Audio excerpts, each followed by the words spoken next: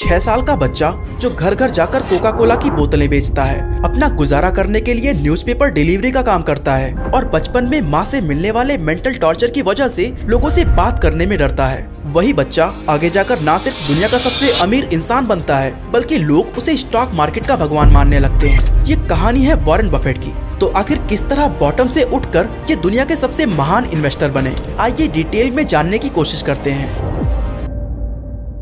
दोस्तों, Warren Buffett का जन्म अमेरिका के ओमाहा नेब्रास्का में 30 अगस्त 1930 को हुआ था। इसके जस्ट 1 साल पहले ही ग्रेट डिप्रेशन ने कंट्री को हिट किया था, जो कि 1939 तक चलता रहा।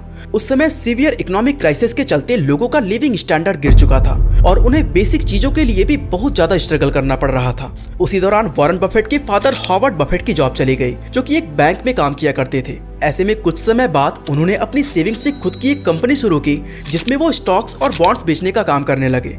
इकोनॉमिक क्राइसिस और पिता की जॉब जाने के बाद वॉरेन बफेट और उनके परिवार की जिंदगी इतनी तंगी में गुजरने लगी कि वो बचपन में ही समझ चुके थे कि पैसा कितना ज्यादा इम्पोर्टेंट होता है। इसलिए वो अपने पिता के काम में रुचि लेने लगे और समझने की कोशिश करने लगे कि आखिर ये स्टॉक्स, बॉन्ड्स या इन्वेस्टमेंट्स होते क्या हैं। वॉरेन बफेट बचपन में काफी इंट्रोवर्ट किस्म के थे, इसलिए घर से बाहर जाना या नए नए दोस्त बनाना इन्हें बिल्कुल भी पसंद नहीं था। और इसका सबसे बड़ा रीजन इनकी माँ लेइला बफेट से मिलने वाला मेंटल टॉर्चर था।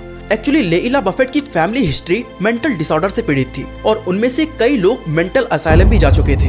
ऐसे में लेइला बफेट की मेंटल कंडीशन भी काफी खराब थी। वो वॉरेन बफेट और उनकी बहन को वर्बली अब्यूज करती थी और बात बात पर क्रिटिसाइज या दूसरे बच्चों से कंपेयर करती थी। वैसे तो हम सबकी मदर्स हमारे लिए एक प्रोटेक्टर की तरह होती हैं और हम उनसे अनकंडीशनल लव और अफेक्शन एक्सपेक्ट करते हैं। ऐसे में माँ की तरफ से ऐसा बर्ताव किसी भी बच्चे का बचपन खराब करने के लिए काफी होता है, वो भी तब जब वो बच्चा देखता है कि बाकियों के पेरेंट्स उनके साथ कितना प्यार और स्नेह दिखा रहे हैं। इन सभी चीजों को एक्सपीरियंस करने के बाद वॉरेन बफेट बाहरी दुनिया से कटकर रहने लगे थे। वो ज्यादातर समय अपने पिता की लाइब्रेरी में बिताते थे, जहाँ किताबों से इनकी अच्छी खासी दोस्ती हो चुकी थी। यहीं से इनके मन में इन्वेस्टिंग और बिजनेस को लेकर क्रेज डेवलप होने लगा था, जिस वजह से ये अपने ग्रैंड पेरेंट्स के पास जाते हैं, जो कि एक लोकल ग्रोसरी स्टोर रन किया करते थे। वहां जाकर वॉरेन ने कहा कि क्या आप मुझे कुछ कोका कोला के बॉटल्स दे सकते हो, ताकि मैं उन्हें अपने आसपास के घरों में बेच सकूं। अब उस समय वॉरेन बफेट की उम्र केवल 6 साल थी, इसलिए इनके ग्रैंड पेरेंट्स सोच में पड़ गए कि आखिर उन्हें करना क्या चाहिए। लेकिन वॉरेन बफेट के बहुत ज्यादा जिद करने पर आखिर उन्हें इनकी बात माननी पड़ी। इस तरह से वॉरेन बफेट ने 6 साल की उम्र में अपना पहला बिजनेस स्टार्ट किया, जहां से ये हर 6 पैक्स को बेचकर 0.65 सेंट्स का प्रॉफिट कमा रहे थे। लेकिन उस वक्त इस अर्निंग से ये बिल्कुल भी खुश नहीं थे, उन्हें भी और भी ज्यादा कमाई करनी थी। इसलिए वो कोका कोला के साथ और आइटम्स जैसे कि च्युइंगम और मैगजीन भी बेचने लगे। 11 साल की उम्र में इन्होंने सिटी सर्विस नाम की ऑयल एंड गैस कंपनी में अपना पहला स्टॉक खरीदा, जिसके एक शेयर का प्राइस $38.25 था। लेकिन कुछ दिनों बाद ही उसका प्राइस ड्रॉप होकर $27 हो जाता है। ये देखकर वॉरेन बफेट थोड़े निराश जरूर होते हैं, मगर फिर भी इन्हें कहीं ना कहीं यकीन था कि लॉन्ग टर्म में ये प्रॉफिट देकर जाएगा। इसलिए इन्होंने डिसाइड किया कि जब तक इस शेयर का प्राइस $40 नहीं हो जाता है, तब तक ये इन्हें नहीं बेचेंगे। और कुछ समय बाद थोड़े से ही प्रॉफिट पर उन्होंने अपने उन शेयर्स को बेच डाला। लेकिन अभी इन्हें सेल किए कुछ ही समय बीता था कि उनके शेयर का प्राइस बढ़कर $200 तक पहुंच जाता है। इसको देखकर वॉरेन बफेट को खूब ज्यादा पछतावा हुआ, लेकिन उन्हें एक सबक भी मिला कि हमेशा लॉन्ग टर्म के लिए ही इन्वेस्ट करना चाहिए। इसके कुछ साल बाद इनके पिता को यूएस कांग्रेसमैन के रूप में चुना जाता है। इसलिए पूरी बफेट फैमिली अब ओमाहा से वाशिंगटन डीसी में शिफ्ट हो जाती है। यहाँ केवल 14 साल की उम्र में इन्होंने न्यूज़पेपर डिलीवरी का काम शुरू कर दिया, जिससे हर महीने ये $179 अर्न कर रहे थे, जिसकी आज के समय में वैल्यू $3000 के बराबर है। खैर, कुछ पैसे जमा करके वॉरेन ने अपने एक दोस्त के साथ मिलकर $25 में एक पिनबॉल मशीन को खरीदा और उसे नाई की दुकान पर लगा दिया, ताकि वो लोग जो अपनी बारी का वेट करते हुए बोर होते रहते हैं, वो उस वक्त यहाँ पर गेम खेल सके। इससे वॉरेन बफेट की भी कमाई होती और दुकान के मालिक को भी कमीशन मिलता। एक्चुअली वॉरेन बफेट जब 10 साल के थे, तब इन्होंने 1000 Ways to Make $1000 नाम की एक बुक पढ़ी थी, जिसमें $1000 कमाने के 1000 तरीकों के बारे में बताया गया था।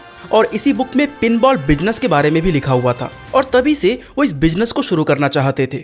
जैसा कि उम्मीद थी, पहली पिनबॉल मशीन से इन्हें काफी ज्यादा प्रॉफिट हुआ और उन्हीं पैसों से धीरे धीरे करके इन्होंने कई और पिनबॉल मशीन्स खरीदे। कुछ समय बाद इन्होंने अपने इस बिजनेस को $1200 में बेच दिया और इन्हीं पैसों से अपनी फर्स्ट प्रॉपर्टी खरीदी, जो 40 एकर्स का प्लॉट था। और कमाल की बात ये थी कि उस समय उनकी उम्र महज 15 साल थी। इनके इस अचीवमेंट से साफ हो गया था कि ओमाहा का ये लड़का फ्यूचर में कुछ बहुत ही बड़ा करने वाला है। 1947 में अपना ग्रेजुएशन कंप्लीट करने के बाद वॉरेन बफेट ने सोच लिया था कि वो अब फुल टाइम स्टॉक ब्रोकर के रूप में काम करेंगे, लेकिन इनके पिता को ये बिल्कुल भी पसंद नहीं था। वो चाहते थे कि इन्हें आगे की पढ़ाई कंटिन्यू करनी चाहिए। इसलिए वॉरेन बफेट ने यूनिवर्सिटी ऑफ पेंसिल्वेनिया में एडमिशन ले लिया और अपने लैंड से मिलने वाले रेंट के जरिए अपनी पढ़ाई का सारा खर्च उठाने लगे।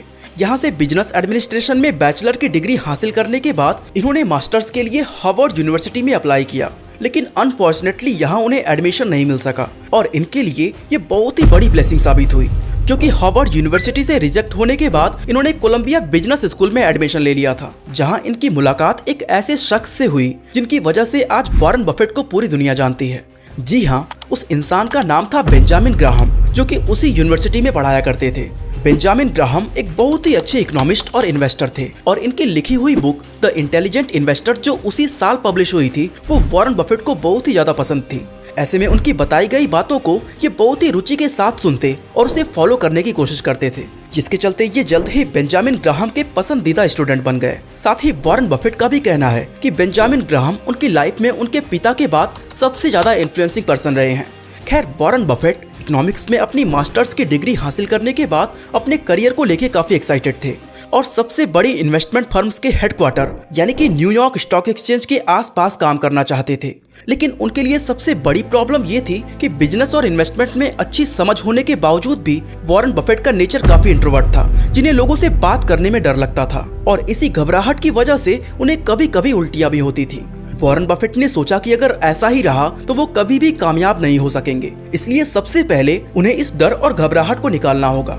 ऐसे में वो किसी तरह हिम्मत जुटाकर एक पब्लिक स्पीकिंग कोर्स को ज्वाइन कर लेते हैं और अपने आप में किया गया ये इन्वेस्टमेंट इनके लिए बहुत ही ज्यादा प्रॉफिटेबल साबित हुआ, क्योंकि इसी की वजह से इन्होंने अपने डर पर जीत हासिल कर ली थी। इसके कुछ समय बाद बेंजामिन ग्राहम ने बफेट से कांटेक्ट करके उन्हें अपनी इन्वेस्टमेंट फर्म में जॉब ऑफर की। अब वॉरेन बफेट इसी की तलाश में थे कि काम करने के साथ साथ इन्हें सीखने का भी मौका मिले। ऐसे में जब ऑफर गुरु की तरफ से ही आ जाए तो इनकार करने का कोई चांस ही नहीं बनता। इन्होंने झट से उनकी फर्म को ज्वाइन कर लिया। यहाँ इन्होंने सिक्योरिटी एनालिसिस और कंपनीज की वैल्यूएशन निकालने का तरीका सीखा। लेकिन यहाँ काम करते करते वॉरेन बफेट को पता चला कि उनकी और बेंजामिन ग्राहम की सोच में काफी ज्यादा फर्क है। दरअसल वॉरेन बफेट का सिद्धांत ये कहता था कि किसी भी कंपनी का मैनेजमेंट कितना ज्यादा अच्छा है, जबकि बेंजामिन ग्राहम उस कंपनी के नंबर्स और बैलेंस शीट में इंटरेस्ट लेते थे। हालांकि इतना फर्क होने के बाद भी ये दोनों एक दूसरे के काम को अप्रिशिएट करते और एक बैलेंस बनाकर चलते गए। वहाँ काम के दौरान बफेट नई नई कंपनीज के बारे में रिसर्च करते रहते थे। इसी दौरान इन्हें न्यूयॉर्क बेस्ड चॉकलेट बनाने वाली कंपनी रॉकवुड के बारे में पता चलता है, जो सडनली कोका बीन्स का प्राइस इंक्रीज होने की वजह से प्रॉफिट बनाने में स्ट्रगल कर रही थी। वॉरेन बफेट को उम्मीद थी कि जब मार्केट कंडीशन ठीक होगी तो कंपनी फिर से प्रॉफिटेबल हो जाएगी, इसलिए एक बड़ा रिस्क लेकर इन्होंने अपनी 75% सेविंग्स इसमें इन्वेस्ट कर डाली। हालांकि ग्राहम इन्हें वार्न करते रहते थे कि एक ही कंपनी के अंदर अपनी सेविंग्स की इतनी परसेंटेज कभी भी इन्वेस्ट नहीं करनी चाहिए, मगर इसके बावजूद वॉरेन बफेट ने रिस्क लिया।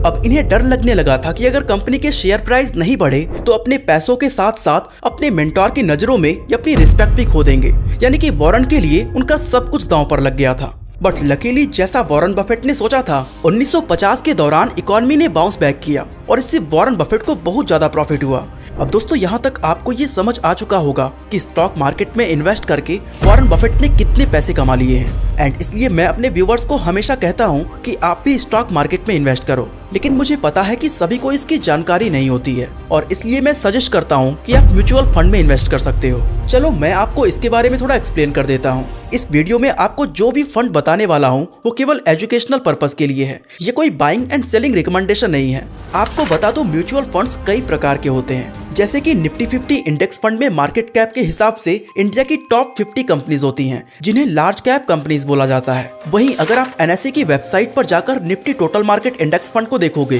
तो इसमें 750 कंपनी शामिल हैं, जिसमें large cap, mid cap, small cap and even micro cap भी शामिल है। तो निफ्टी 50 में जहां आपका एक्सपोजर केवल 50 स्टॉक्स में होगा, वहीं निफ्टी टोटल मार्केट इंडेक्स में आपका एक्सपोजर 750 स्टॉक्स में होने वाला है। निफ्टी 50 में लार्ज कैप कंपनीज होने की वजह से इसका रिस्क थोड़ा कम होता है, लेकिन रिटर्न भी डिसेंट होता है। वहीं Nifty total market index fund में स्मॉल कैप और माइक्रो कैप होने की वजह से इसका रिस्क थोड़ा बढ़ जाता है, लेकिन रिटर्न आप निफ्टी 50 से ज्यादा एक्सपेक्ट कर सकते हो। अगर आप 10 साल का डेटा देखो तो निफ्टी 50 में 14%, निफ्टी मिड कैप में 22%, निफ्टी स्मॉल कैप में 20% और निफ्टी माइक्रो कैप में 27% का रिटर्न देखने को मिलेगा। अब आपने देखा कि माइक्रो कैप ने निफ्टी 50 से ज्यादा रिटर्न दिया है, लेकिन इसमें रिस्क भी ज्यादा होता है, तो ये आपके ऊपर डिपेंड करता है कि आप कितना रिस्क ले सकते हो। जहां निफ्टी 50 में सभी कंपनीज लार्ज कैप होती हैं, वहीं Nifty total market index fund में 70% लार्ज कैप, 16% मिड कैप और 13% स्मॉल एंड माइक्रो कैप की होती हैं। इससे ये फंड थोड़ा बैलेंस हो जाता है, जहां आपको small, mid and micro cap को अलग से ट्रैक नहीं करना पड़ता। वहीं हम पिछले 10 साल का डेटा देखें तो निफ्टी 50 ने 13% का रिटर्न दिया है और निफ्टी टोटल मार्केट इंडेक्स ने 15% के अराउंड। वहीं 15 साल का डेटा देखें तो निफ्टी 50 ने 14% का रिटर्न और Nifty total market index fund ने 15.23% का रिटर्न दिया है। मतलब कि Nifty total market index fund ने हमेशा निफ्टी 50 को आउट परफॉर्म किया है। लेकिन आपको ये ध्यान रहना चाहिए कि पास्ट के रिटर्न्स फ्यूचर के रिटर्न्स की गारंटी नहीं देते हैं, बस इससे हमें एक आइडिया ही मिल सकता है। Nifty total market index NSE के टोटल मार्केट कैपिटलाइजेशन का 96% कवर करता है, जबकि निफ्टी 50 एनएसई के टोटल मार्केट कैपिटलाइजेशन का केवल 49% ही कवर करता है। अगर आपको निफ्टी 50 इंडेक्स फंड में इन्वेस्ट करना है तो आपको कई सारे फंड्स मिल जाएंगे, लेकिन अगर आपको Nifty total market index fund में इन्वेस्ट करना है तो आपको केवल एक ही फंड मिलेगा। अब देखो, ये तो आप पर डिपेंड करता है कि अगर आप रिस्क कम लेना चाहते हो और डिसेंट रिटर्न से भी सेटिस्फाइड हो तो आप निफ्टी 50 में इन्वेस्ट कर सकते हो।